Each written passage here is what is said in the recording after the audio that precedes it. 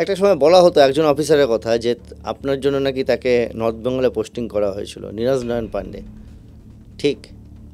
North বেঙ্গলে posting আমি তো জানি না, অনেক কিছু বলে আমার সম্বন্ধে, অনেক কিছু লোক বলে, কিন্তু কারণ নীরজ নয়ন পান্ডেকে যখন আমার যদ্দূর ব্যক্তিগত মনে আছে, সিআইডির সঙ্গে আইবির নাকি একটা ঠান্ডা লড়াই ছিল এবং সেখানে সিআইডি থেকে আইজি, আমি ওটা এসব আমি জানি না কি কে কী বলছে না করছে। তবে হ্যাঁ, ডিজি হিসেবে যখন বর্তমান সিএম প্রথম একটি পোস্ট খুললেন এতে হোম ডিপার্টমেন্টে, স্পেশাল সেক্রেটারি হোম, যেটা মানে একটা খুব বিরল ঘটনা, এটা কখনোই হয়নি পশ্চিমবঙ্গের সরকারের ইতিহাসে নেই। উনি প্রথম এটা করলেন যে স্বরাষ্ট্র দপ্তরে একজন আইপিএস অফিসার উচ্চপদস্থে থাকা।